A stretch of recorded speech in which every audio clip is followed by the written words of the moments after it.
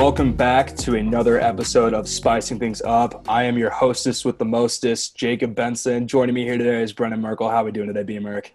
I like that. I like that intro, Jacob. And Thank you. I'm doing good. I am back in Lincoln, Nebraska. And the second I got back, man, I was hit with some of the most snow I've ever seen in my life. Yeah, dude. Home sweet home, right? Yeah, seriously. I am looking out the window this morning, and I can't even see my car.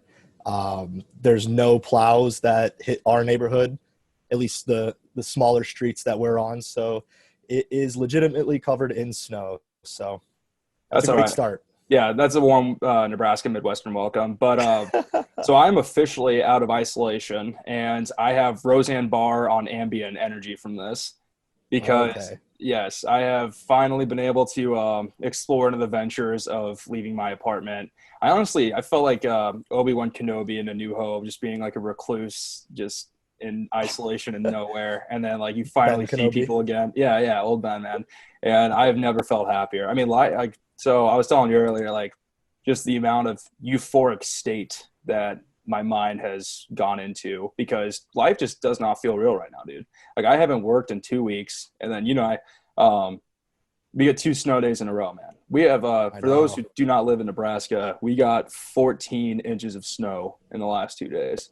Yeah. Yesterday, me and one of my buddies, we had to push someone's car like halfway down the street. That's an exaggeration. It wasn't that far, but did the gentleman thing to do, helped a guy move his car. And I will tell you right now, when I walked out of the house, I gasped audibly. I was like, it was crazy. And I've lived in the Midwest all my life, almost. So, your life is a movie. Yeah, my life is a movie, dude. It's a scary movie. Going back to pushing the car out, they had it in neutral, right? Because I feel like that'd just be the biggest asshole move ever to like not put your car in neutral if you're getting pushed. No, he was still trying to hit the gas, so he was helping us. And once we got it over a little hump of snow, he was able to get it out of there. So it was a mission success. Who said chivalry was dead? Yeah, exactly. So hopefully that karma comes back, and maybe I'll somebody will do something nice to me next time. I'm just gonna like buy you Chipotle sometime and just have it shipped to your house. Wow, that would be amazing. Yeah, you know what? It's still the season of giving, my opinion. But hey, guess what? I also did right after I got out of isolation, which I easily could have done in it, but I still want to tell you. Okay, what was that? I watched a lot of Pixar movies. Ooh, some I have not seen before. So, really, which ones? Yeah. I watched Inside Out last night. For the first time. Wow. Yeah. Great film. Yeah, dude, I was actually, you know what, Pixar movies, those are the only ones that can like really actually make me kind of like water the old eyeballs, you know what I mean? Oh, dude, they mess you up in a good way. Yeah, really quick. So we're going to do our top 3 favorite Pixar movies because this needs to be brought up to everyone's attention. So, Brennan, you go first.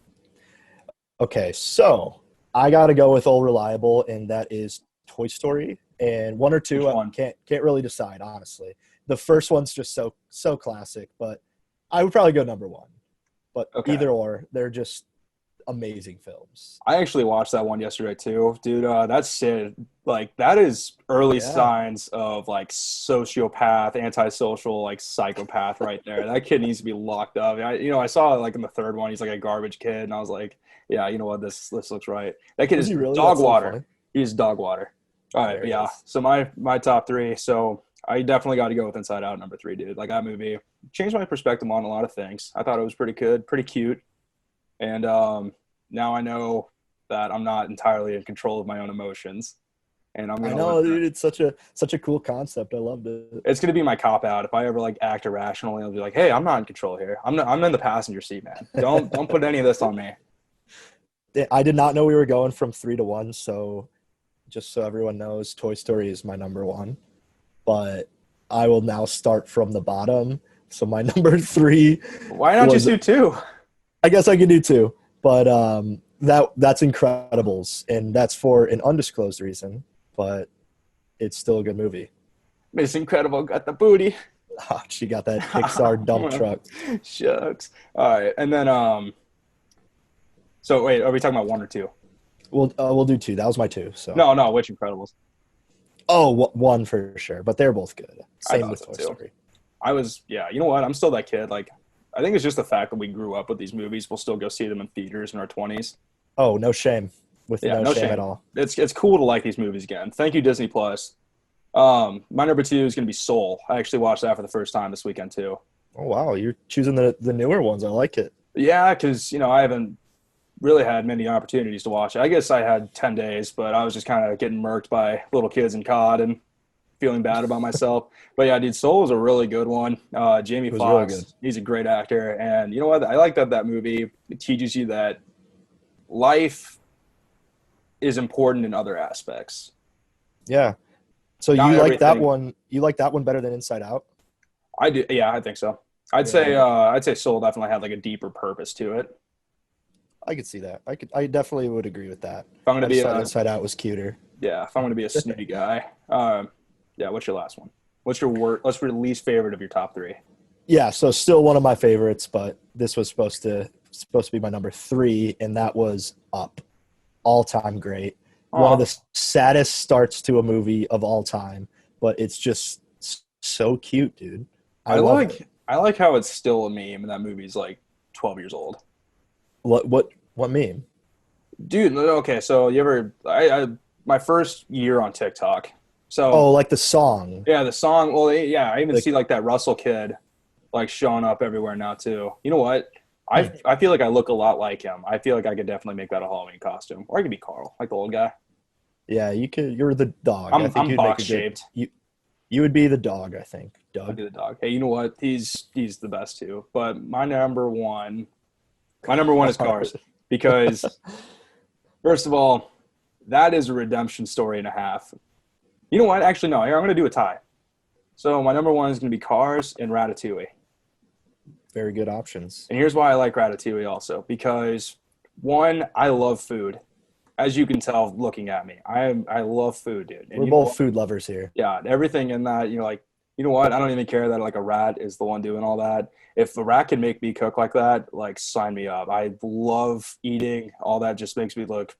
I mean, I gained probably 10 pounds just watching that movie, but That's why I wear a hat all the time, dude. I got a every little aspect, rat sitting under my hat and telling exactly. me what to do, telling me what to cook. Yeah, every aspect of that movie I enjoy. And then Brennan, so that concludes that. I Yep. also got a haircut, and I Great feel like I need movies. to announce that. I like your cut, G. Yeah, we're both freshly cut dudes on this podcast, at least within Yeah, the last like week and a half. exactly. Two sharp looking guys. That was actually the first thing I did on Friday with my isolation. I was like, you know what, it's time. And my hair grows like super fast too, so I was like, you know what, this needs to happen. So I'm glad I was able to get in. And I even told the haircut stylist, I was like, yeah, I just got out of isolation. I just thought I'd get a Why, haircut.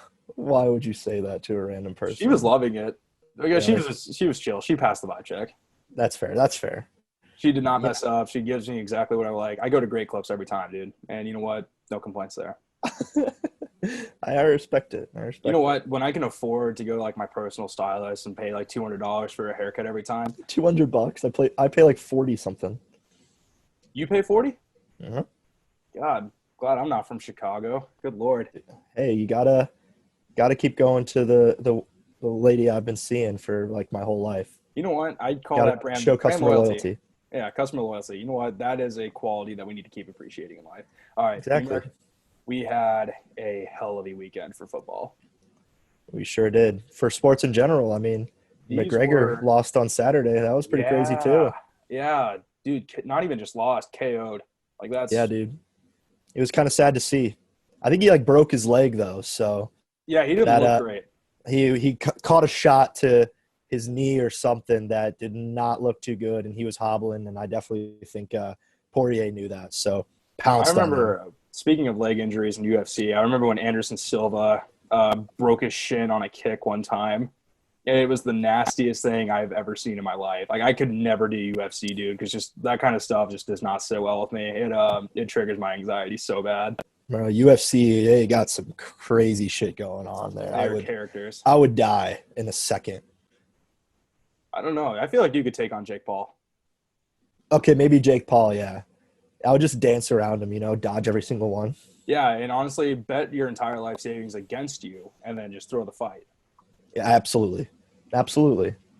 Yeah. See, the odds are always going to be in your favor, no matter what, Brendan. All right, Exactly. We got this. We got this whole betting thing down. exactly. Let's get to game one though. So the Packers and the Tampa Bay Buccaneers. So Aaron Rodgers, this loss isn't entirely on you, but still you are to blame for this because we don't like you. We do not like you at spicing things up. I think you're a fraud quarterback. You definitely deserve MVP this year, but you know what? No Super Bowl for you, buddy. That's my. That was such like a passive aggressive rant right there because you just kind of. Would you prefer I did it actively aggressive? No, I appreciated it, but okay. No, yeah. Going back to that, Rodgers, it was definitely not on him. He played very well, and because Tom Brady threw 3 interceptions in that game. Tom Brady had a Jameis Winston on the Buccaneers looking stat line. He did. Had like barely above 50% completion. He had 3 touchdowns, but also 3 interceptions. So, well, can we blame? I'm not advocating for Tom Brady here. You all know my stance, but you know I was rooting for the Bucs that game. But can we blame one of his interceptions on Mike Evans? Oh, absolutely. There was a lot of drops actually that the Buccaneers wide receivers were letting some go that were not Brady's fault at all. He was putting it on the money where I think there was some instances that they probably could have, prolonged some drives where they ended up not because of a lot of drops. So exactly. I think Brady actually looked pretty sharp for the most part. You would not have guessed these two quarterbacks were, upper Tom Brady age. Is 43 years old. Exactly. Aaron Rodgers is up there too. He's almost 40. He'll be 40 within the next few years. So exactly. And so I was listening to the Herd yesterday. I'm gonna throw out. I love Colin Cowherd. I'm gonna throw him out a shout out, even though I know for a fact he's never gonna listen to this. Okay, easy guy. But so there was a very good analytic here that I agreed with. So Aaron Rodgers should have been the only quarterback to receive heat should he have lost yesterday or on Sunday. I got Tuesday.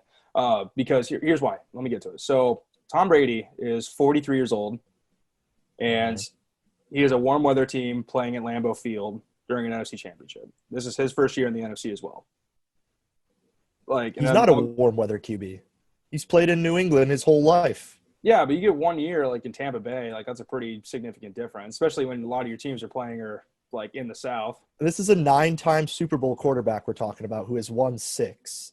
You don't think he's – yeah, exactly. He's made 10 now, so there you go. But another stat too, Rodgers is 7-8 in playoff games, and he's not blamed for a single one of those losses. He's credited for all of those wins, for all 7 of those, but he's not critiqued for any of those losses. So that's what I agree with Coward about, and I do think because the Packers kind of had a lot of opportunities to win that game.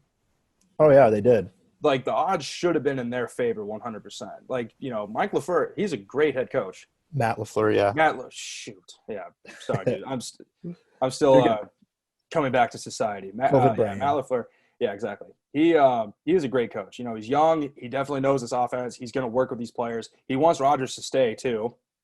I think Rodgers will end up coming back, honestly. I know there was a lot of rumors, too. That's his team. So, and then – which it pains me to say, but yeah.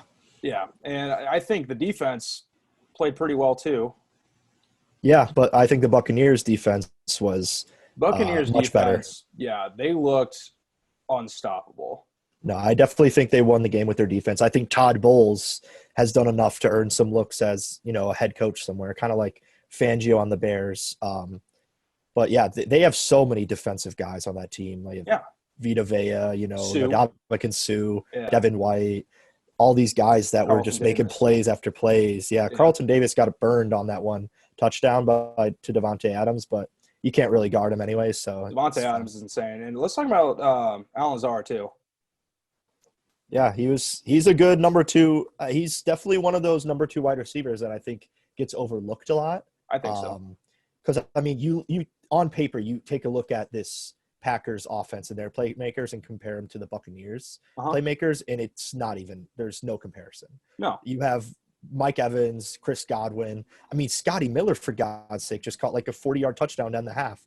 And then you have Gronk and Leonard Fournette. So it's all these guys – and Antonio Brown, who didn't play the last weekend, but it still is it's the thought that counts. It's the thought that counts.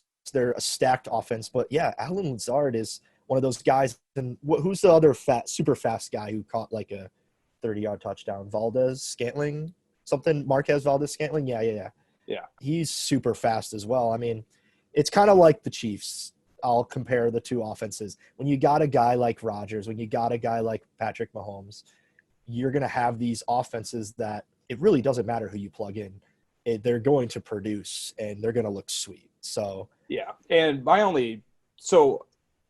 to completely disagree with you, because I do agree for the most part, but comparing those two offenses, I feel like the Chiefs are much more able to like adapt to kind of dangerous situations. Like, absolutely, and they work so well under pressure, because I was going to mention that when we talk about the Chiefs for sure. So the thing with the Packers, though, they don't exactly take risks. They're a very conservative ran offense, especially in which you can't do in a play like when the stakes are that high and you're down. I don't agree with that. You don't agree?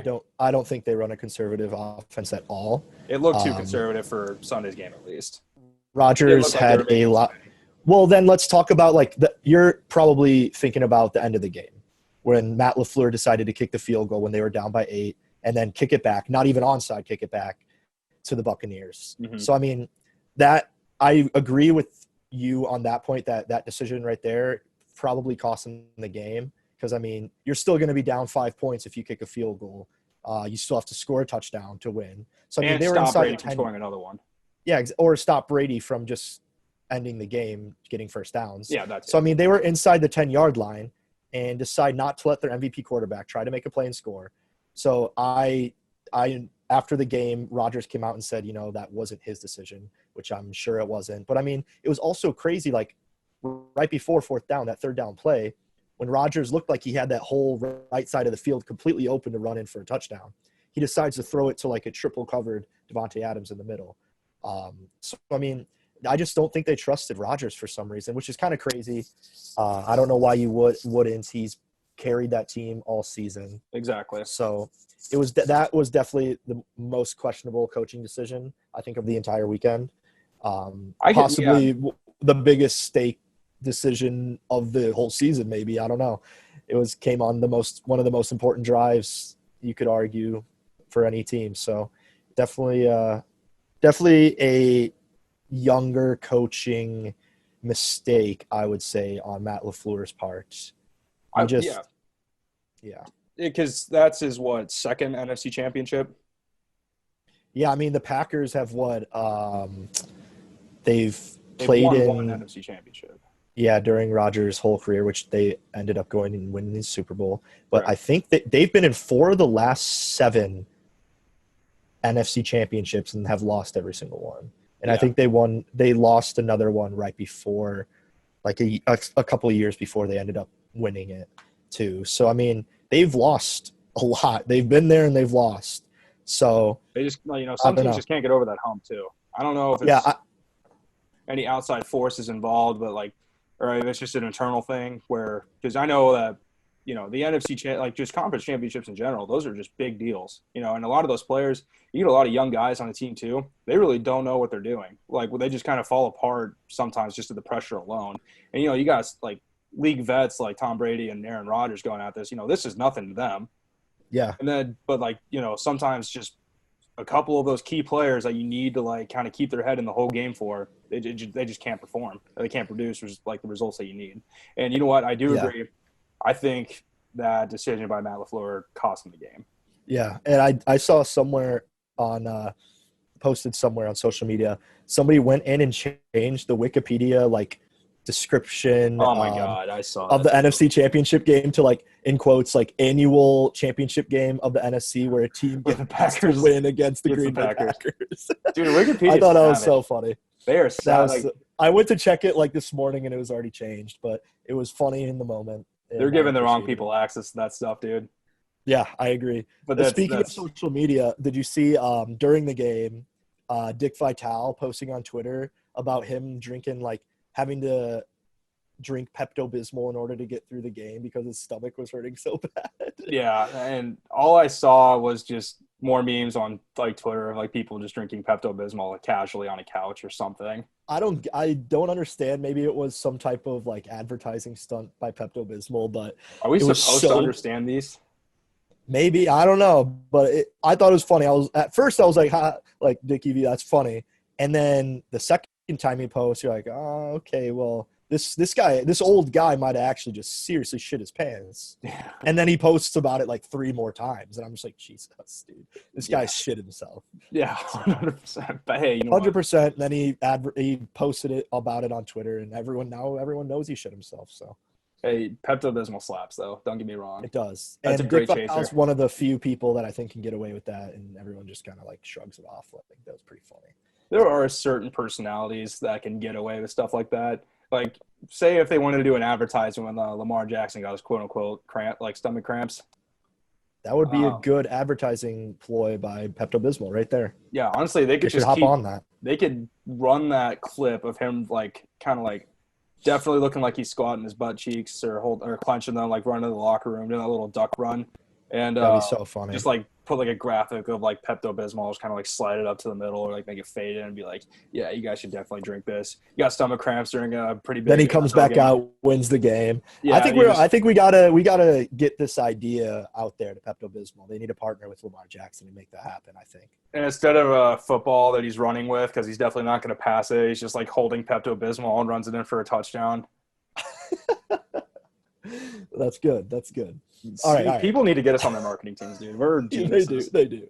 Okay, so let's get down to the good old steak and potatoes of this weekend that I'm sure you want to talk about, and I'll let you rant first about it. But you know, how much shit was in your pants after the Bills went up 9 early in that game against the Chiefs this week? 0, and I'll tell you exactly why. Because, so as many of you probably know, if you listened to last week's show, I was an emotional wreck during the Chiefs-Browns divisional game.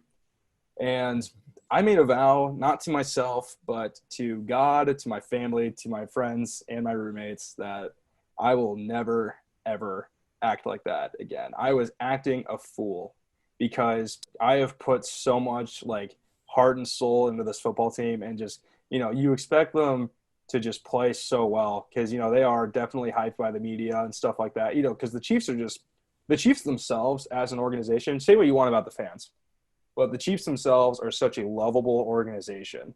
They are young, they're fun, they take risks in those games. You know what they do? Just a lot of, like, Andy Reid has a lot of unorthodox play calling that works because of all the offensive weapons that he has. So, yeah, so when they were down 9-0 in the first quarter, I was like, okay, you know what? This isn't so bad. One, I was around people that I definitely couldn't have, like, gone berserk about. But I also just remember that whenever the Chiefs should, like, or I need to remember this at least, whenever the Chiefs start down, remember last year's divisional game against Houston. Oh, people forget that the Chiefs play really well from behind almost every single time they are. So pause.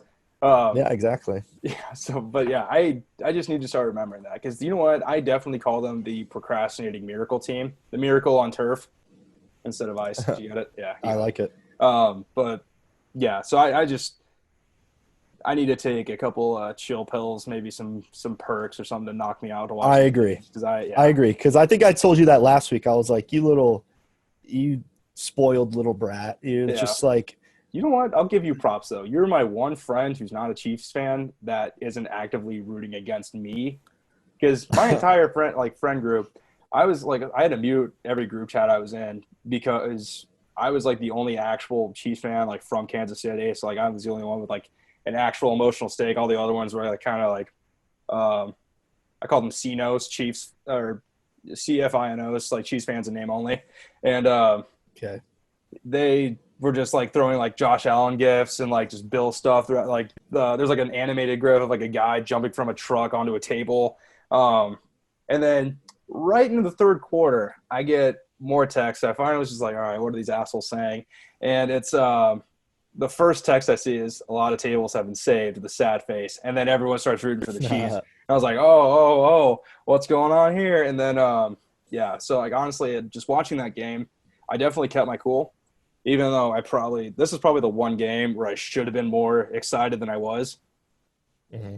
Because, you know, they're still going to the Super Bowl and it's going to be a consecutive one. So that's a pretty big deal as a Chiefs fan because, you know, before Patrick Mahomes started on that team, you never would have thought they were even going to go to a Super Bowl.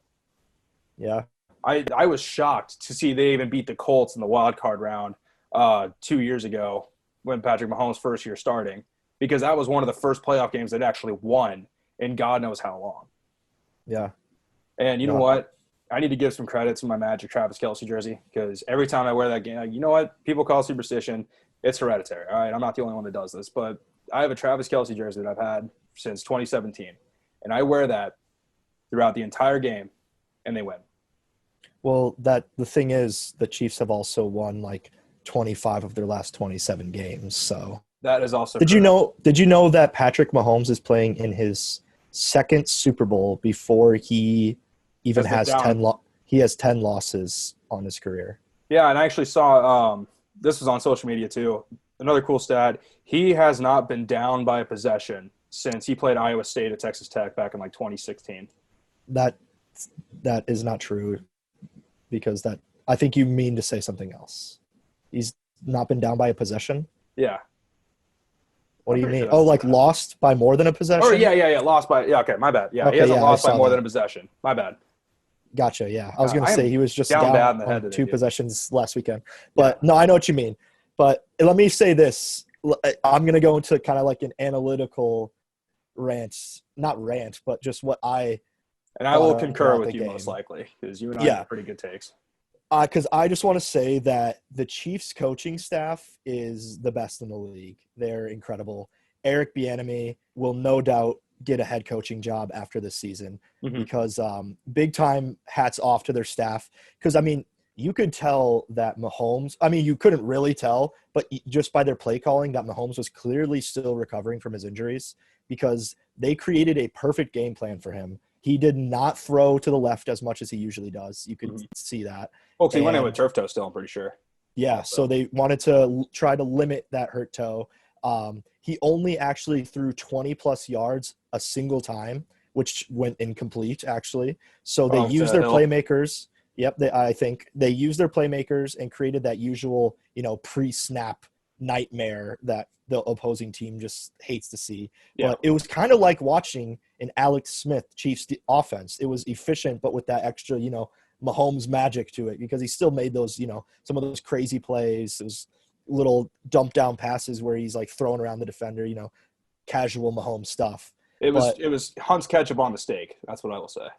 exactly. And the only knock that I would have ever given or could ever give Mahomes is how far back he sometimes drops, which causes him, to be put in bad situations because Because the he's D not like line can just run they can just make a straight beeline backwards and get past the old lineman easily and catch him like that. But this game, he hardly dropped back at all, never more than 10 yards. mhm. And so, which he usually does, he drops back pretty far a lot. Which a few weeks ago we saw that where he got sacked for like minus 30 yards. But this game he hardly dropped back at all, and I think that created this incredibly efficient offensive look. And I mean, don't get me wrong, Mahomes is not going to change up that play style when he's healthy. We Mhm. all know he loves to drop back, wind up, and chuck it deep. But it was dangerous to see another type of like offense implemented in this team and be entirely successful. I was more shocked that it worked. But another thing I was going to say here, so I'll get to the Bills in a sec, but I love how much faith the Chiefs have in their players. And here's why. McCall Hardman is the Yeah, perfect example. He fumbles, which like it became like his fumble was a disaster. That was the most that was the worst thing um, that could have happened for that sure. was the worst thing that could have happened. And every bad situation, like that was it right there. He gets back in immediately. Tyreek Hill drops a pass, back in immediately. They are given so many chances because of how Yeah, appreciative and just how much faith their coaches have in them. that's true. And when Tyreek Hill dropped that pass, and Travis Kelce dropped that pass too, first drive, I was like, Chiefs should bench them, dude. They should totally bench these guys. That would never happen. Look at you No, laughing. I'm Oh, because of just my kidding. face. Oh yeah. Yeah, no, you totally thought I was serious. No, I they're never gonna bench those guys. I mean, Mecole Hardman, that's a bad look, but yeah, they went back to him like 3 plays in a row. I want to say made 3 good plays, caught a touchdown, yeah. and he redeemed himself pretty quickly. The Chiefs, people make mistakes. I think we were texting about this. You're like, mistakes can be made. Plenty of game left. If that had happened and they were like down a score, late in the game and that happens, That totally would have different been story. I would have actually been peeing my pants out of anger. Like I Yeah, wouldn't have even tried to find a toilet, man. I would have just sat there and just angrily got it out. yeah, exactly. And I think a lot of credit also needs to be given to the Chiefs defense because they showed out. And I think it was arguably one of their best games of the season because they are bottom tier in the league when it comes to red zone defense. And they held Buffalo to field goals on multiple occasions. So I think Buffalo scored 2 touchdowns max. yeah, so that brings me to my next point. Like, I think Buffalo honestly killed themselves this game. I Sean think they did McDermott too. Sean McDermott played his team way too passively against the best team in the league. Yeah. And they chose the wrong game to finally try and get that run game involved because I noticed they were calling a lot of early runs, like first down runs, which they never do. They're like the least like run heavy team when it comes to first down in the league. So I thought it was an interesting timing to try and, stray away from what has worked all season for you guys. Yeah, you know what? I've been actually seeing this in the media too. A lot of people were like questioning, was Josh Allen just overhyped by the media and like just were Bills fans just given too much credit for this year? But no, I disagree with that. They were given they should have gotten more credit. Josh Allen is an amazing quarterback. Don't get me wrong. He is not a bad quarterback. He's a great rusher. He's good at scrambling. He had a couple really good ones that I saw too. He's able to get the deep ball in. Like I said, he's fast. He makes good decisions for the most part. But every now and then, like Stephon Diggs is his only receiver that's worth something right now, because you got Cole Beasley too, but he's been out with leg injuries and he played that game with a broken leg. Yeah, it's crazy. So, and I'm just saying, and you know what, he doesn't even compare to Stephon Diggs. Don't get me wrong, but I mean, when that offense is that easy to shut down because you have those two players pretty much that you just need to keep an eye on and just adapt to, that's kind of where it goes wrong. And you know what? The Bills just should have, yeah, you're right. They should have definitely gotten into this game with more of the mindset, like, okay, we're playing the best team in the league. This is the AFC Championship. This is our first AFC Championship since, 1995? Yeah. So, yeah, that mindset needed to change immediately, and they didn't adapt to anything the Chiefs were doing because the Chiefs were doing it looked like a completely different play style. Yeah, it was honestly insane how well they adapted to Mahomes, his injury, because he literally just came in there and was throwing underneath to his guys like 10, 15 yards and just letting those guys run all day, which is all they really needed to do. Exactly. And you know what? I will say this. Mahomes is he's the best. He's the new face of the league, but do not ever put him on your fantasy team. Why is that? Because he's not going to so for instance, he didn't there were a lot of aspects of the season that kind of blew away his chance of getting MVP. For instance, that Miami game, 3 interceptions. Oh yeah. Yep. And then, sitting out against, LA, in week 17, that was expected. But, yeah, I'm just saying, there's a lot, stats-wise, he's really good. But he makes a lot of decisions where he wants to incorporate his team into these decisions.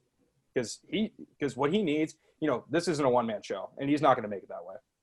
Because he's probably one of the most selfless QBs I've ever seen play. As far as, he's making sure that his teammates are the ones that are, going to be contributing, which I like to see also. But you know what? I also think Buffalo's line failed Josh Allen completely. It's tough because, like you said, Stephon Diggs is definitely their best receiving option, but by no means do I think the rest of their receivers are bad.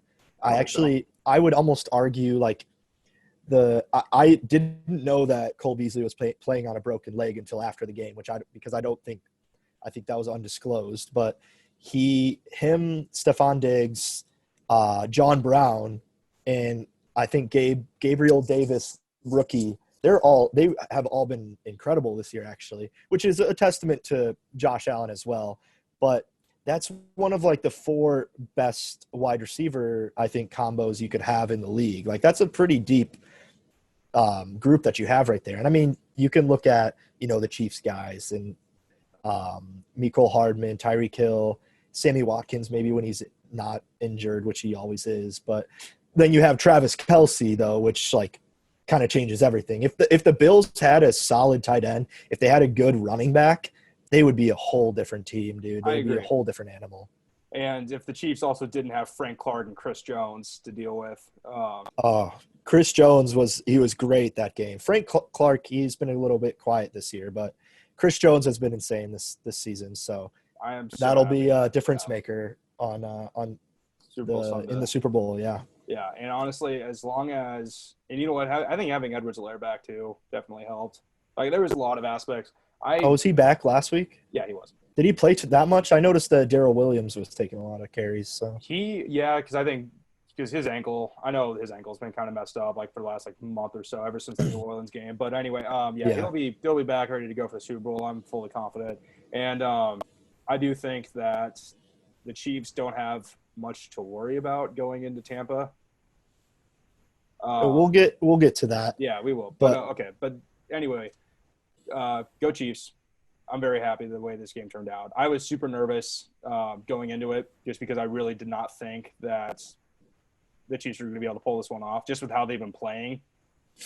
And, you know, the fact that the Bills – the pessimistic fan approach. Yeah, I know.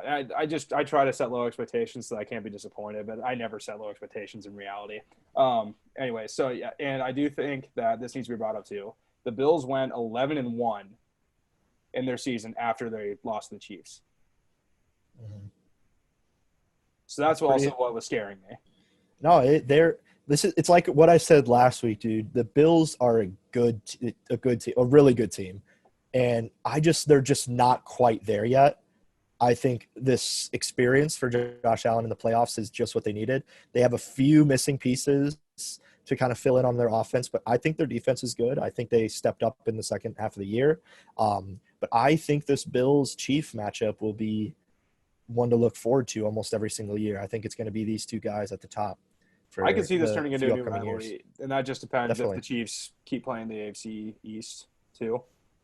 Because I know that conferences or divisions kind of switch up, like who they play every year and stuff like that too. But you know what? It's always going to be a fun game. I meant more like in the playoffs. Yeah, in the playoffs. And you know what? I do think that the Bills are going to be a lot better of a team next year than they are currently.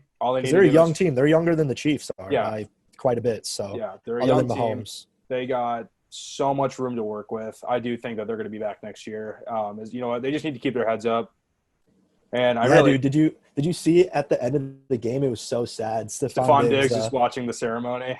Yeah, that was so sad. But I was like, that's motivation right there. That's how you that's the right mindset to have. Like, yo, this is what we could have next year. So exactly, it was sad though. Yeah, it was a power shot for sure.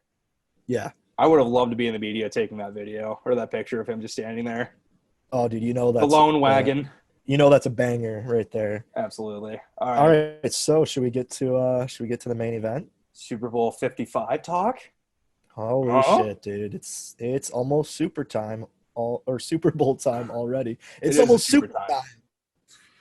Oh, quick question though: do you think they're gonna postpone the Puppy Bowl this year because of COVID? Honestly, probably. They probably will, but I will be so sad. Because can dogs even get COVID? Parts. They should just wear masks and they'll be fine. They don't really. That would be so cute. They should wear like the cones around their head, even though that doesn't really, They wouldn't be able to catch any passes.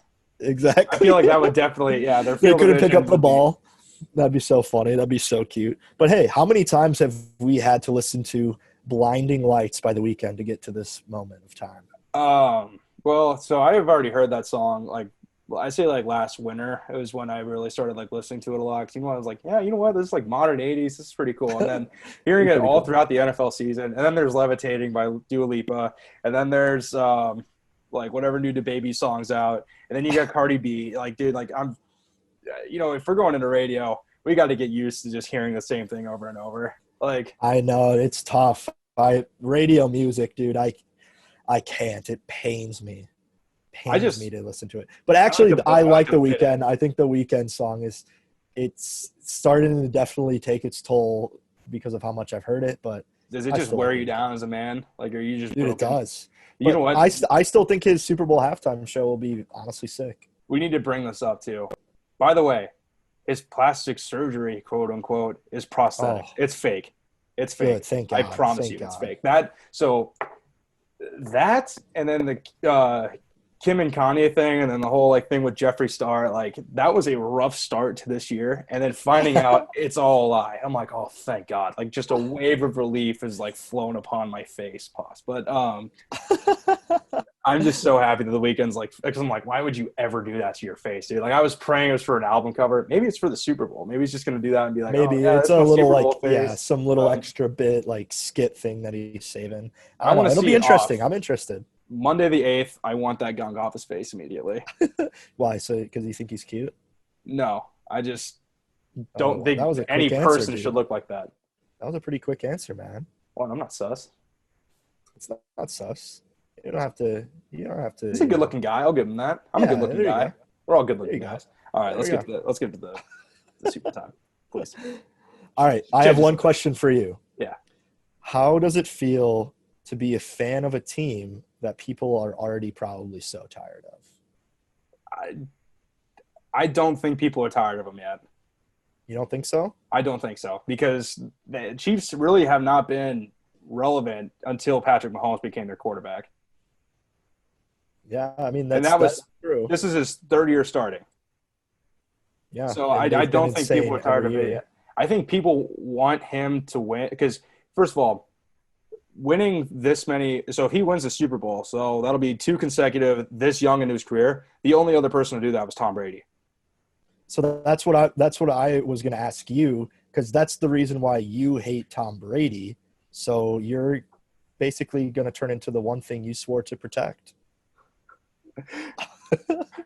You became the very thing you were sworn to destroy. Yeah. For democracy. Yeah, exactly. So here's my take on this. So I do think that I'm going to go into some conspiracy level stuff here. Don't go too deep, because I don't know if I don't know if I want to.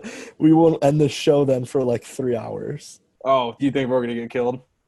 No, I'm just kidding. I was just saying, keep it brief-ish. Okay, I got you. So my dad and I were on the horn last night for a bit, and we were talking about how probably Tampa Bay Stadium is probably going to be like filming their like Chiefs practices and stuff like that, because the fact that Tom Brady broke his cell phone during Deflategate is pretty, like, he broke his cell phone and threw it away. That's pretty. That's a sketchy. quick side note that we did not mention, is that Tampa Bay is hosting the first ever Super Bowl. Like the home team is. Yeah, which is why I think there's going to be some Spygate stuff going on here. Hey, this isn't Bill Belichick, so I don't think. I don't think Belichick was the one doing it. I think it was Brady, dude. Like, because who else breaks their cell phone and throws it in the trash after being investigated for Deflategate? Honestly, here, I'll say this. Is that likely to happen? I'd give that like a 0.0 times 10 1% of that happening. But if the Chiefs lose this game, you'll know what I'm going to blame it on. Jesus, dude. But okay, I'll say this though. I'm very confident that the Chiefs can definitely hang around for a bit. I think it's just going to be a good game to watch. Because I'm also not worried, because the Chiefs obviously can perform under the pressure of a Super Bowl and succeed. And they've already beat Tom Brady in Tampa this year. Yep. So a lot of people are going to, like, they're going to make the argument like, oh, they're due to lose. They're due to lose. Like, they are going to have to deal with this at some point. And I think this is kind of like the housing bubble of 2008, right? It's just going to keep getting bigger, because eventually, yes, they are going to lose. They are not going to be this team forever. And I just don't think it's going to be in Super Bowl 55 when that happens, though. I do think the Chiefs, like, especially, so L'Jarius Sneed and Eric Fisher are the only 2 Chiefs players that could potentially be key players. They're out. That's all I know. Sneed is out. Yes, he's in concussion protocol, dude. Yeah, that was I did not know that. Well, that's a good thing that you have 2 weeks to get through that concussion protocol. I think Eric Fisher's done. I think he tore his Achilles. Yeah, and honestly, that was sad to see. I think he's a pretty good, like, so while we're on the subject of him, I think he's a pretty good lineman. He was a first-round pick, but that's also because there was not very many good receivers and quarterbacks in that class, and the fact that they had to draft an offensive lineman first, you know what, that's not the end of the world, but I do think that some linemen are overhyped in the NFL, and I think he's probably one of them, and that hurt to say. But I do think that, you know, he hasn't had like a bad career by any chance. I think he's just injury prone at this point, but he's also getting older, so that's something to keep in mind as well. Yeah. No, I think Eric Fisher is definitely one of the better he's a tackle, right? Definitely one of the better tackles in the league. I agree. You know what? I think we need like a lineman appreciation week for the NFL. I agree. They don't get It enough goes credit. overlooked a lot. But all right, so yeah, here's what I'll say on the matter, because this Bucks team is hot right now. They've won 7 straight, and they're actually the first team in NFL playoff history to score 30 points in 3 straight road games. So, like I said earlier, the Chiefs have won like 25 of their last 27 games, which is appalling. But I think these two offense-defense matchups will be insane to watch. The Chiefs have been a blitz-heavy team for most of the season, and they're going up against a very good offensive line. Mm-hmm. So it'll be a true testament to how good they are. But I do love the Tom Brady story.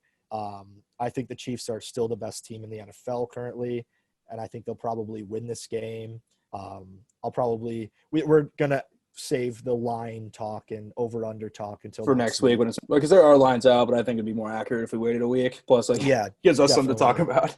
Yeah, exactly. So we'll figure something out. But I definitely think I will probably cook up some player prop bets to look at before this game. I would definitely. We needed to talk about like every bet that the Super Bowl is going to have. Like Yeah, like how long is the national anthem going to be? How long is like what's going to happen to the halftime show? Yeah, so we'll get to that too.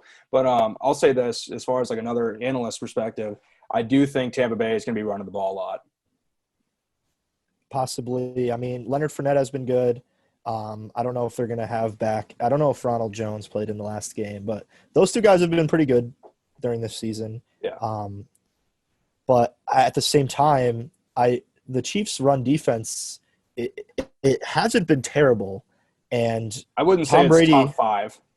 No, I would definitely not say that, but I would say it's top 15 in the league, which is good enough. And the way they've been playing lately, getting pressure on the quarterback. It has really it depends on the matchup for sure, because Josh Allen is one of those matchups where I think it worked out well because they don't have a run game, so they don't have to worry about stopping the run really, and they could just blitz them kind of every single time. Right. Where Tom Brady, they kind of have a little bit more of a system there, trust system with their running backs. Brady, he gets the ball out way quicker than Josh Allen. Josh Allen holds the ball one of the longest in the league. Yeah. But they both have good offensive lines. I would definitely say, Tampa is more superior when it comes to lineman skill. Oh, how did you not? I don't know. I would I hate to see the Bucks win? No, sorry. But would I hate to see the Chiefs win? No, absolutely not. Would I hate to see the Weeknd perform at halftime? Yeah, no, I wouldn't. I want to see him. You said first. You fraud. I'm going to call you out on that, but which one? You said first, and you said the Weeknd. I caught that.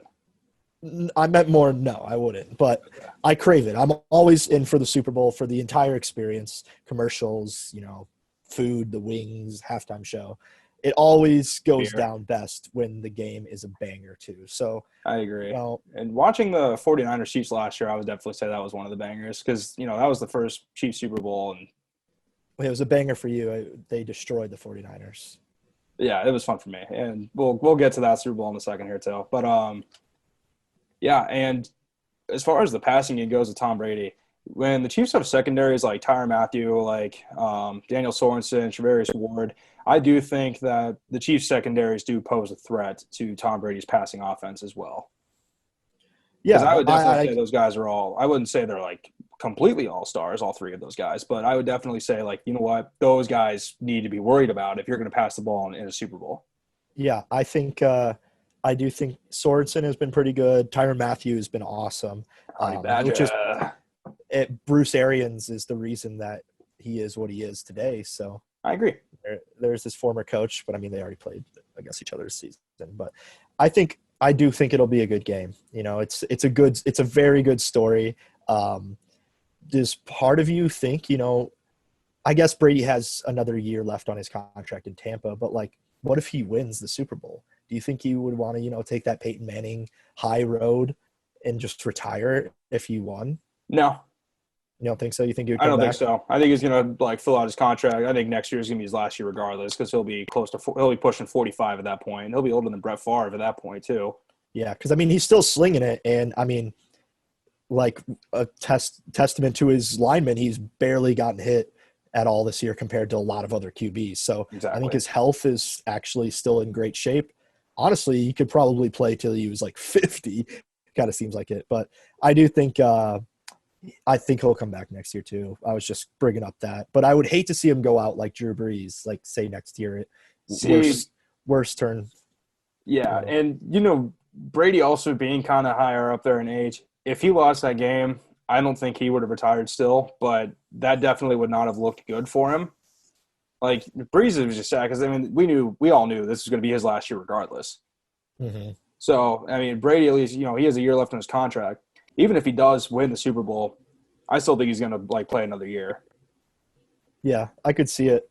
It would It would be hard for me if I was a sweet all-time quarterback to not end it on a Super Bowl. You know what I'm saying? Oh, I agree. And you know what? Like being in the league for 22 years, I would want to probably cut it out after like my last Super Bowl, like your 10th Super Bowl appearance, and if you win 7 of them, yeah, that's pretty big. He's already on the Hall of Fame track. Oh, absolutely. Sure. So let me pose this question to you: if you were a Chiefs player and you had the option of going and making insane amounts of money somewhere else, or be a part of this potential dynasty with Mahomes, what do you do but try to be unbiased as possible? Yeah, I got you. I would actually stay with the team, and here's why. I also heard another pretty good analytic point over the weekend. The Chiefs play like an NBA team. As far as talent and dynasty goes, these guys – so kind of going back to like them being risk takers and stuff like that, and, just making big plays work, making stuff out of nothing. And you're looking at kind of just these ridiculous plays. They play really loose. They literally leave it all out in the field whenever they play. I definitely think this Chiefs team, I think a dynasty has started with last year's win and getting the AFC Championship before. That dynasty, it is set in stone. Do I know how long it'll last? Not really. I do think that I'll say this too. Kareem Hunt, if he stayed with the Chiefs, they'd probably be going for the third consecutive Super Bowl right now. Like for next year? No, for this year. If Kareem Hunt stayed on the team back in 2018, they probably would have. He was on the team then. Okay, they cut him in 2018. Yeah, so. But if he was on the team for that whole season, going into 2019, Chiefs would be going for the third Super Bowl currently. Because I think that would have made a difference in the AFC Championship against the Patriots. Because they cut him in the middle of the season. But had they not cut him. Oh, did they really? Yeah. And I agree for reasons. So he wasn't on a team at all last year? No, he was on the Browns. This year was the first year he was on the Browns, I thought. No, he was on last year. He was suspended for most of the games, for a few games. Oh, really? Yeah. So, but that's my opinion. People can disagree with me or agree with me. I don't really care. But I do think that this Chiefs team is a dynasty, and you can bury me with that on my headstone.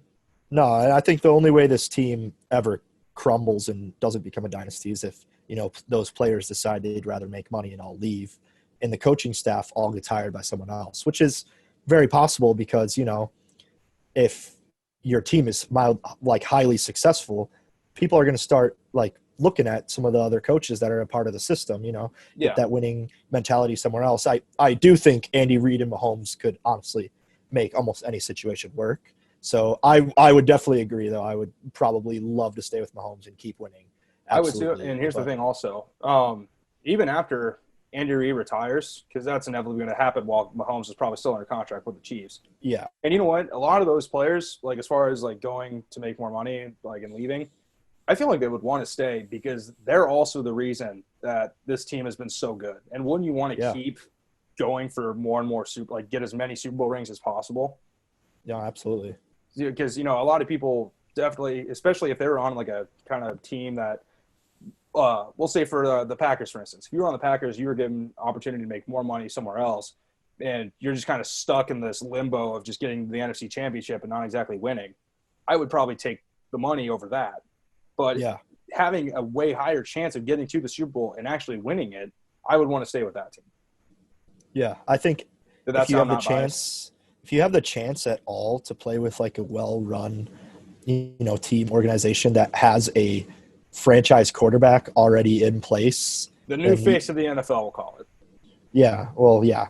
And I think you definitely have to probably choose that situation because, winning to me is way more like fun than compared to, you know, I'm sure having the loads of money like a lot of these guys is fun too. But if you're just like on the Jets, like Jamal Adams, he left the Jets to go to the Seahawks. I don't know. Le'Veon Bell left the Jets to go to the Chiefs. You know, like exactly. So I don't know the money. I think Le'Veon Bell took a pay cut to do that. So I'm sure. So he's the perfect example of this. Exactly. And you know what? I don't think those Chiefs players, like anybody that's starting for that team, I don't think they're going to be missing very much on paychecks anytime soon. No, I mean, when your team is super successful, I think that there's definitely got to be some extra like incentives and contracts. Like if you win playoff games, a Super Bowl, like you get a bonus. I would be surprised if there wasn't. Yeah, you get bonuses, and then like think about how many people that really aren't even completely Chiefs fans that are just Patrick Mahomes fans, just because he's such a likable guy. Yeah, like watching, like you're tuning in because they're getting so much more ratings having him. Well, Patrick Mahomes is like the opposite example because he actually is like a billionaire and is like in commercials and shit. So he is actually making so much money. But like the other players who would be plugging in around him, because honestly, like I don't know how much cap space, you know, the Chiefs got. I'm sure you get, you know, extra money if you're in a Super Bowl, if you even if you're making an appearance. Yeah, so that's so great for the franchise. Yeah, exactly. So at the same time, though, when you're paying a quarterback, you know, $500 million, that's going to leave some holes in your team where you're not going to be able to pay some of these guys. So it really does come down to, you know, if Tyreek Hill wants to take a half of his paycheck cut to stay with the team, or same with Travis Kelce, if these guys want to, you know, stay and keep playing with him, which you want to say they will because of how, you know, big of a face that they've had over the past few seasons with this winning team. But it'll be interesting to see. I don't know specifically when those guys' contracts are up, but it was just a question that I would always think about, you know, when it comes to NFL players and what they think. Okay, so but going into this week, so we'll do this again next week, but what's your Super Bowl prediction right now? We're not gonna talk about the lines, but like what's your prediction? Like who's gonna win, how much by? I think the Chiefs will win, but I think it'll be within single digits. Okay. I was gonna say Chiefs within 10. Yeah. So same type of thing, yeah. Okay, sounds good. All right, let's move on. So also some recent news that we learned of today. Kind of keeping it locale now. Nebraska football, the old Cornhuskers have had some queries with some players today. So we got Luke McCaffrey, Cade Warner, and Will Farniok all entering the transfer portal today. Yep. What are your takes on this? So it is definitely disappointing as a Nebraska fan because, you know, this Luke McCaffrey guy, I don't know if anyone else out there has heard of Christian McCaffrey, but pretty good NFL player. Yep. It was so cool to see the name McCaffrey in a Nebraska jersey. And he was called by Scott Frost the future of our team.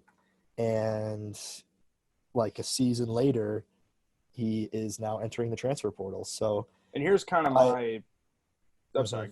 Go ahead.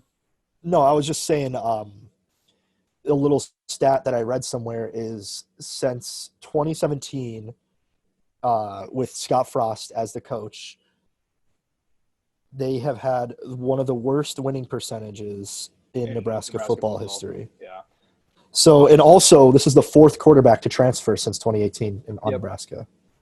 And here's my rationale for McCaffrey leaving at least.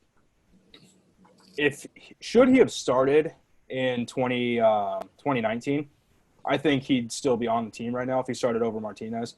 But since that didn't happen, and during the 2020 season, he didn't exactly succeed as a quarterback. And I don't know if it's just the offensive system not working for him or what, but because, you know, he looked pretty like jumpy on a lot of plays and looked like he was just kind of going into panic mode. You can blame that on the lineman. You can blame that on whoever. But I don't think, at least at his time in Nebraska, him not starting in 2019, he should have been – I think they wanted to move him to like a receiver or a running back, and he just didn't want to do that. Yeah, so that's very fair. I respect his decision to leave, but yeah, I'm just saying that's probably the biggest reason behind it. If they told him that, like, hey, we think you'd be better here, and he's like, no, I'm a quarterback. I'm going to stay a quarterback. I'll go somewhere else if I have to. And I think Yeah, that's somewhere else if I have to is just kind of the decision that got made. definitely. And I think Frost is. I think it's safe to say that his future kind of like lies in the success of Adrian Martinez, and it kind of always has. So I think this upcoming season, if Martinez can't make that leap into elite college quarterback, you know that level, I think Scott Frost is definitely on the hot seat, I and I agree. think And he right definitely should now, be considered.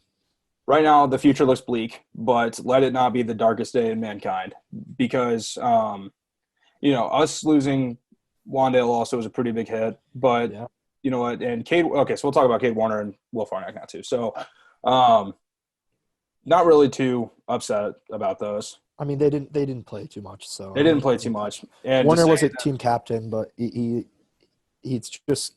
like a senior now, isn't he? yeah, Okay, so yeah. that didn't make too much sense in my head He was looking over recruited by that. Mike Riley, I'm pretty sure. I don't even think he was recruited by Scott Yeah, yeah, Frost. that too. And a lot of Mike Riley's guys, they all left with him, even though he didn't even plan on going back to Oregon State right away. Because I know he was trying to get a head coach job at a startup team down in San Antonio, which didn't really happen even. So that kind of sucks Oh for yeah. them. But that's what happens when you don't put faith in the new guy.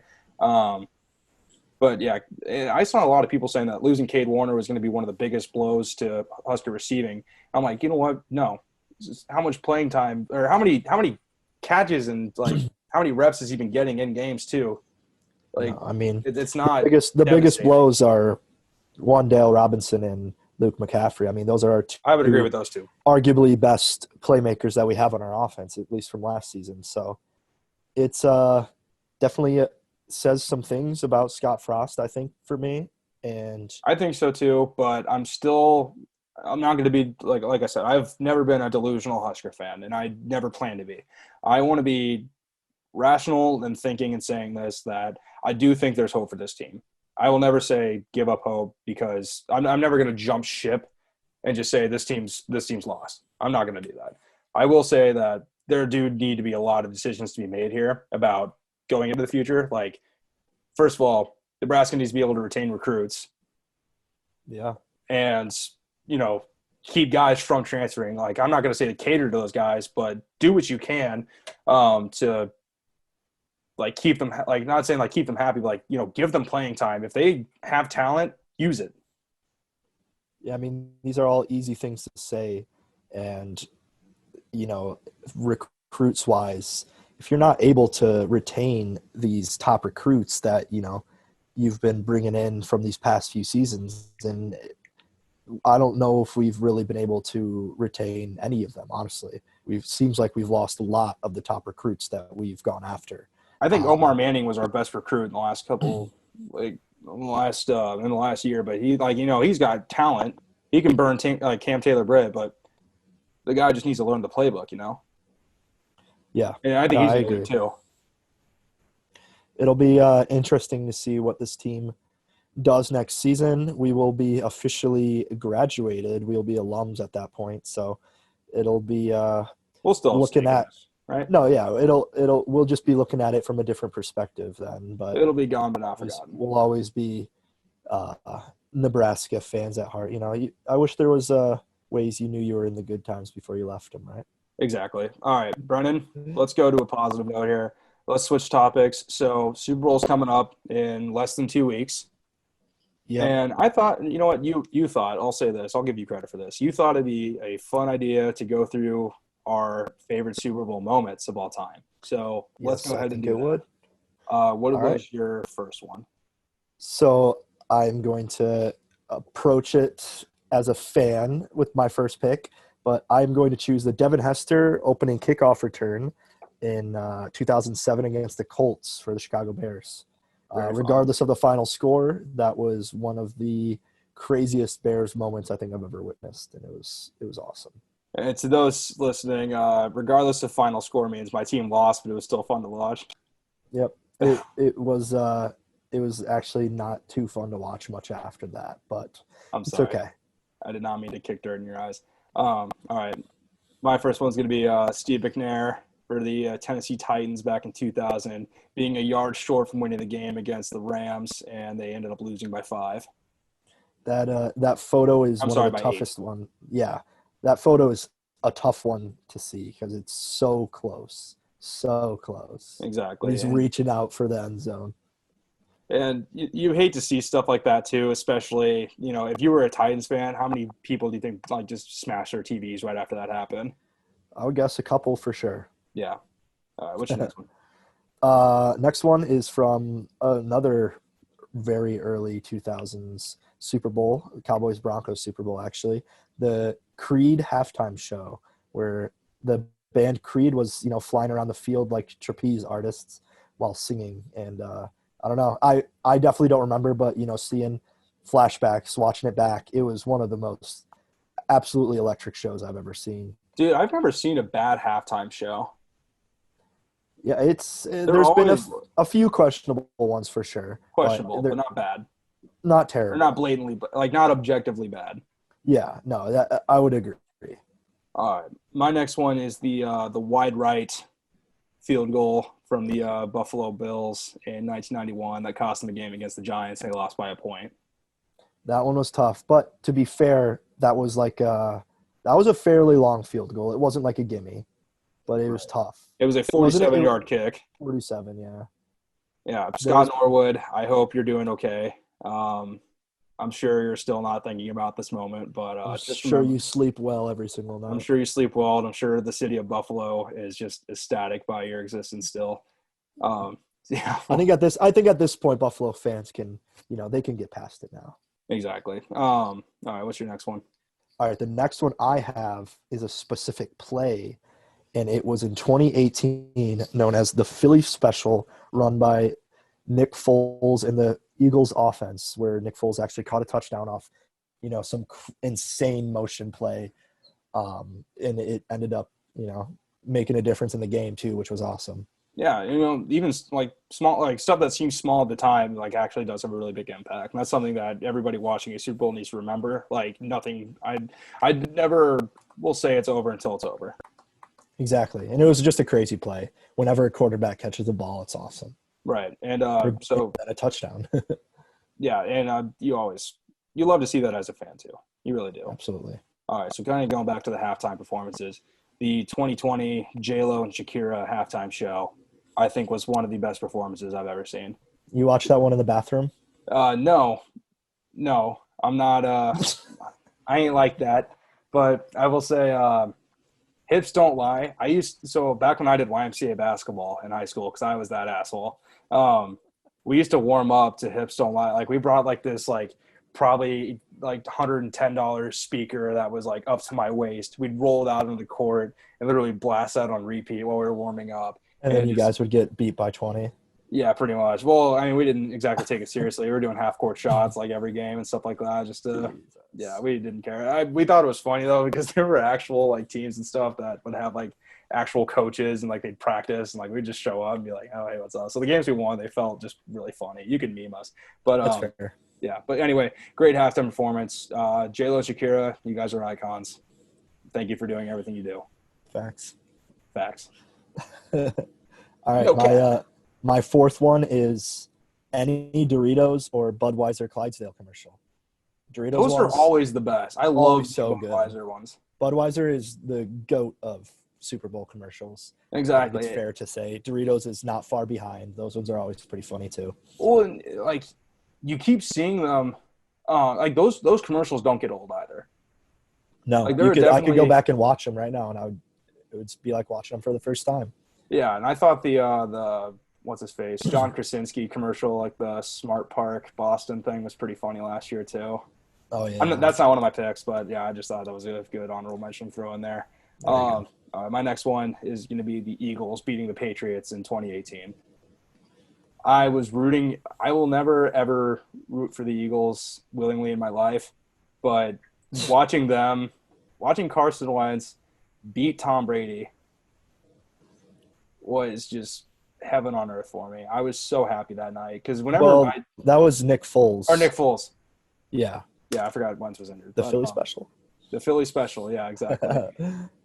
Because whenever especially the Patriots are in it, I'm always going to root against them unless I really hate the team that they're playing. Yeah. Like I even walked out of the game. Like I walked out of watching the Rams Patriots Super Bowl back in 2019. That was a gross one. I couldn't handle it. Well, first of all, that was just an ugly game to start. It's disgusting. All right. Yeah. What's your next one? So I will counter that with the 28-3 comeback win by the Patriots against the Falcons, which I think actually cursed the Falcons for eternity because they've been losing some ugly ones since then. So, but that was one of the craziest Super Bowl comebacks I think of all time. I think so too, and like I will always respect Tom Brady's skill. I do. Yeah. I will jump on the GOAT wagon. I will think he's a GOAT always, even though Absolutely. I don't really like him that much. Or I can't really like him, but I do respect the hell out of him. So that was insane to watch too. It was. And the fact that that's still talked about to this day.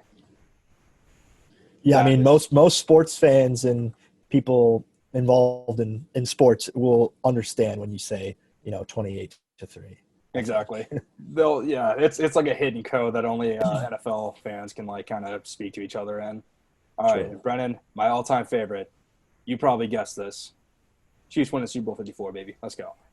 You probably guessed it. I probably could have guessed that one, yeah. No, that last year was not the most climactic Super Bowl, but whenever your team wins one, definitely you got to put it up there. I'm ashamed to admit that I was intoxicated to actually see it out. I kind of wish that I was like clear-minded to actually see the final score. I had to look it up. At least not like mentally impaired. I was crying that night. I was actually sobbing like a child because like it was tears out of joy, dude. Like literally, like there were so many people at this like watch party because it was before COVID and everything, but they saw me break down as a man. Like it was in a good way. Actually, maybe not looking at it, but for me it was a good way. That's fair.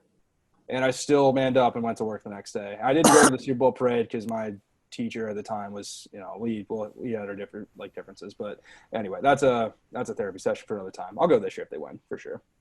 Yeah, I think a honorable mention that we kind of mentioned earlier in the show is the puppy bowls because those are so cute. They're so cute. Just had to throw it out. Little babies. Doggos. Yeah, I love little doggo bays. You know what? I really wish. I'm not really upset that we didn't get a Pro Bowl this year. I know there's like an honorary one. Just to say that you were like, just so people can say that. Well, did you see what they're doing for it? Are they actually doing one? No, they're doing a virtual Pro Bowl that's held as like a Madden tournament. Are you kidding me? No. So I don't know exactly how it's going to work. They'll probably like stream it on Twitch or something. It was probably like, do you remember the red and white spring game for Nebraska? They did it on NCAA. I kind of remember that happening. I definitely didn't watch it a single second of it, but I do kind of remember that. Yeah, that wasn't the worst thing ever, especially since Pro Bowls just don't matter. Yeah, no, it really doesn't bother me at all. Yeah, I would I'll probably still watch it. Not see players get hurt and not try for the majority of the game. Exactly. We'll talk about it on Sunday because it'll probably be fun. Yeah, true. All right, Brennan. Is that it? I think that's our show, bro. That was a pretty packed show actually for thanks for the amount of games we had to talk about. Yeah, thanks for still listening. But yeah, Brennan, we're not able to meet in person today due to inclement weather. But next week we're gonna sound so crisp talking about this virtual Pro Bowl.